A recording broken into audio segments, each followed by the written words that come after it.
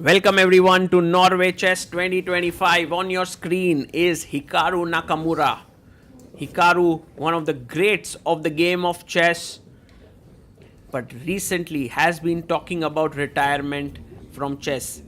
This is the second round of Norway Chess 2025. In the first round, Hikaru beat Fabiano in classical game.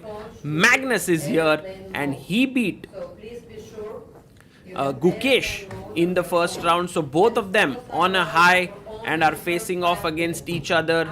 Hikaru has the white pieces. Magnus too has been hinting at not wanting to play much of classical chess. So this will be an interesting clash now. Who's more ready for this battle? Hikaru was about to make his first move, looks around, pushes his pawn to e4. And what is Magnus going to respond with? You know, I've not seen Magnus playing Sicilian so much of late. Possible that he might go for the Sicilian, maybe the French, maybe the Caro-Kann. Well, Magnus says not today. Today is the day of solidity. e4, e5 on the board. The knight comes out to f3.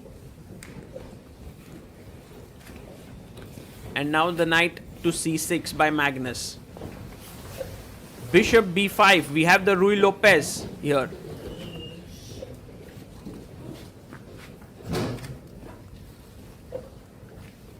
And Magnus thinking about whether he should go for the Berlin with knight f6. He decides to play the Ruy Lopez with a6.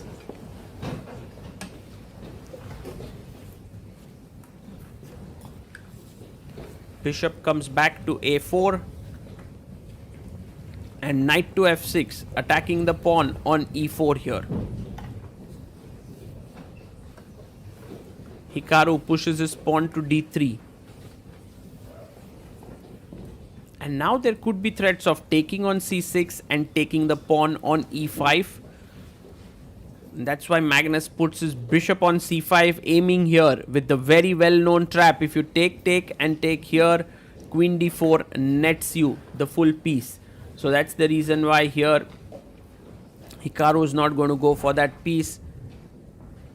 You will often see chess players getting up from their boards, moving around, because there are other games happening on the same stage and they would like to check what's happening there. Also, sometimes they go to the washroom, sometimes for something to eat. d6 played. So in a classical game, which would last roughly around 4 to 4.5 hours, the players get up multiple times. Pawn to c3 played, making a square for the bishop, thinking about pushing to d4 at the right moment. Magnus also castles here. Now there are many calm ways to play, like h3, rook e1, knight d2. There's also this aggressive way of playing with bishop g5. Hikaru chooses the more sedate option, goes knight b d2. And look at Magnus there, calmly thinking about what to do, goes bishop to a7. It's always a useful move to make. And now we'll notice rook e1, knight f1, knight g3. Sometimes you also play h3 because rook e1, there could be potential knight g4 to attack here, and h3 is in general a useful move. So Hikaru does play it, pawn to h3, and Magnus now goes for the typical maneuver here with knight e7 to g6.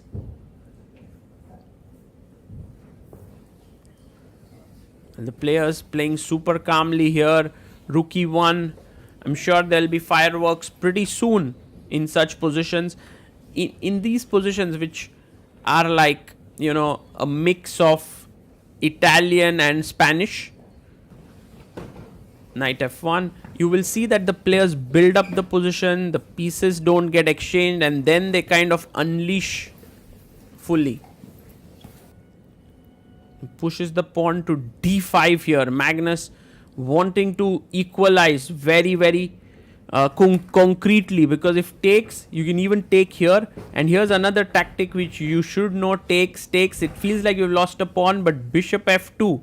If you take with the king, there's queen f6 check and you lose the rook. But Hikaru comes back super quick and pushes here. E takes d5, knight takes d5, and maybe d4 is on his mind. Because here, if you take here knight e5, we all know, and he does play d4. He kind of equalizes the space in the center. So taking this pawn was not great, but d4, how good is this? Because in a way, you can imagine that now Magnus can take. Look at Magnus there, very calmly taking this pawn. Knight takes is kind of important, because if you take with the pawn, black is already better with this solid knight on d5. And now I want to play b5, but I'm a bit afraid of knight c6. So Magnus first kicks the knight away with c5. Is this looking promising for Magnus already? Look at Magnus there, sitting there. He's getting excited. One can feel it. One can feel that with black pieces in just 14 moves, you cannot usually get a better position against Hikaru. And now b5. Yes, Magnus plays it. With bishop coming to b7, pawn to c4, other bishop on a7 getting active. This can become supremely dangerous. Bishop c2. The bishop is now actively positioned on this diagonal. And Magnus plays bishop to b7. A great move. Hikaru has to be careful. Maybe a good idea is knight e3. But then the knight would jump to f4. He goes a4. And he's saying to Magnus that, hey, I don't find anything fishy with my position. I want to just activate my rook down the a file. Magnus pushes c4. And again, you have to be careful. After takes, this rook on a1 would be hanging. So there could be bishop takes f2 check and you lose the rook. Bishop d2 played. Oof. That's not a happy move to be making. Now knight f4 looks good. Queen c7 with the idea of rook d8. Everything's looking really good for black. These are the kinds of positions where you have to be super careful against a player like Magnus. And look at Hikaru there. He's gone into the think tank. Queen c7 played.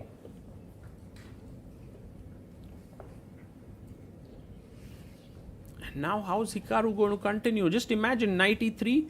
I have already knight f4, rook d8, d3 is weak. Oh my god. He goes knight to d4. And look at the number of possibilities I have. One of them being b4. If you take, your knight is hanging in the center. b4 is a great move. And Magnus finds it. What a move by Magnus. This is now put under pressure. But b3 also is an idea here. And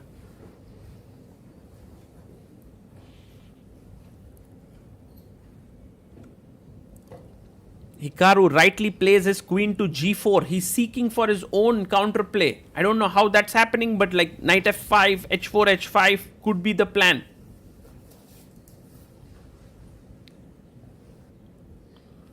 And rook a to e8 is played here by Magnus. Maybe this is a good move, but there was also a possibility to just drop this knight back. There was also rook c8, avoiding trades, but okay, rook a e8 feels very natural. Rook a d1, Hikaru gets his rook into the center.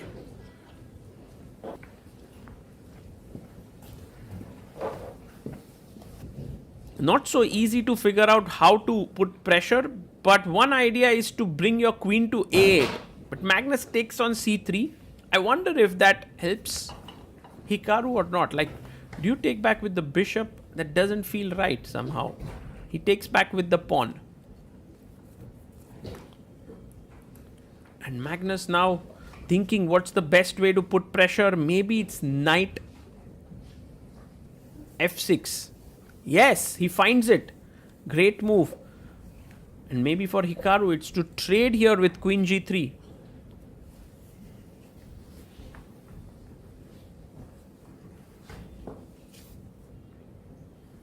Yes, he puts his queen on g3.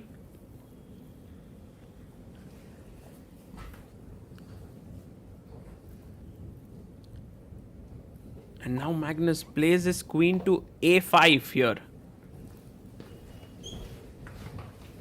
Activating the queen.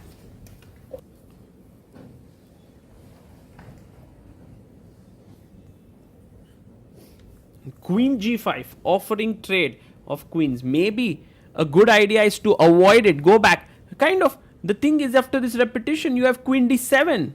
But in fact, Magnus chops it off. Hikaru takes on g5 with the bishop. And I believe that Magnus is a bit tempted by this opportunity to win the bishop pair. And that is possible with knight to e4.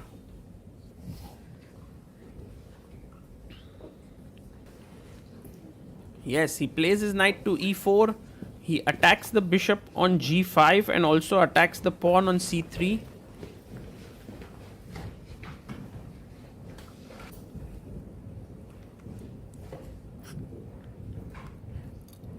Hikaru captures, Magnus takes back.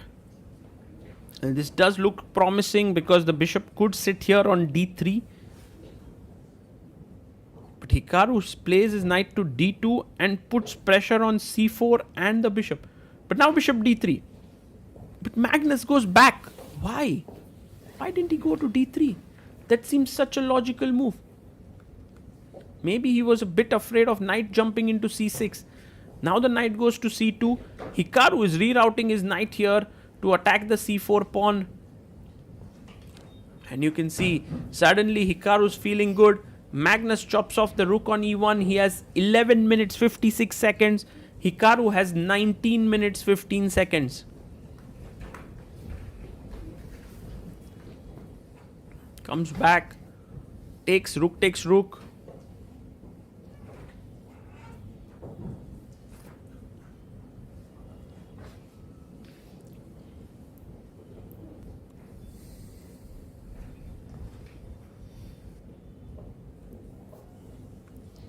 And black goes rook c8 and puts the rook on a good square here, but kind of defensive.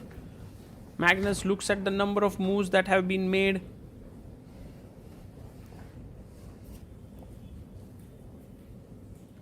And knight to b4, attacking the bishop and also the pawn here. Bishop b7. Do we have some back rank tactics here with take, rook e8, knight f8, and then rook e7? Maybe it's possible, but he goes knight e4. Magnus pushes a5. Knight goes to d6, attacking the bishop and the rook. Rook goes to b8. Not a particularly happy thing for Magnus. Goes knight c2, because I guess if you went knight b7, a b4 was possible. So knight c2. Bishop goes back to c6, attacking the pawn on a4.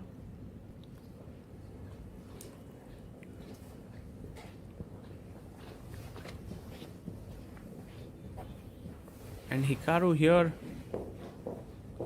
Magnus waiting on the board. Hikaru waiting for his move. Plays bishop e3 and offers a draw. And Magnus says, yeah, sure. And accepts the draw because there's nothing much that Magnus felt like playing. And I think both the players are aware that Magnus was better out of the opening, but somehow misplayed it. It was not so easy how to convert the advantage.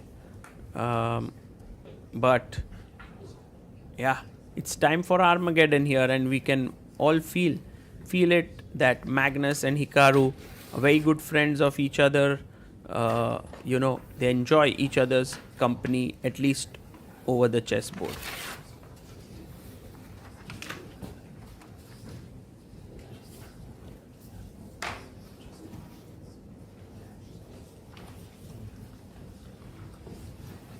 And that's it. It's time for Armageddon.